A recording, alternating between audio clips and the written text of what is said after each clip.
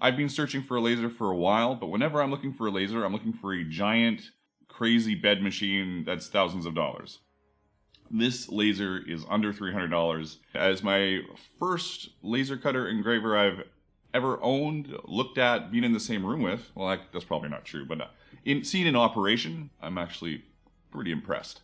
Obviously, Ortur sent me this laser for free, and I want to go over a bunch of their talking points to make sure that you guys are well informed about your possible purchase and talk about my experience with it overall. So let's roll the B-roll.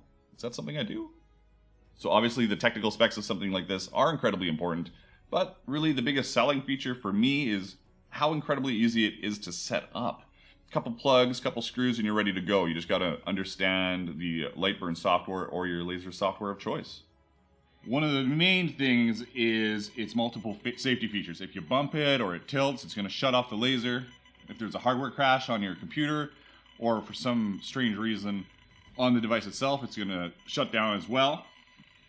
There's also an exposure duration protection, so if the laser stops in one spot and is just wailing away at your piece, it's going to figure that out and shut everything down.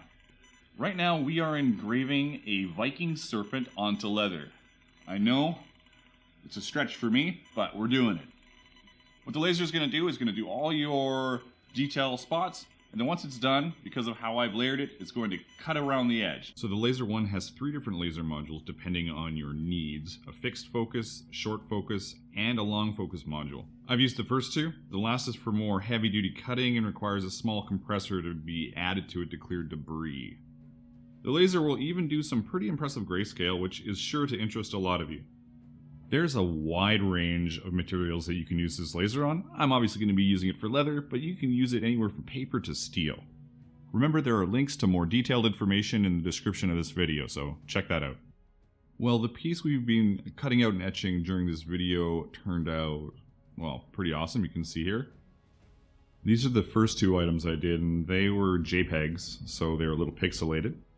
Once I got into vectors, I got better lines like I did here, and then I figured out how to use the fill command and started filling in smaller versions of that serpent.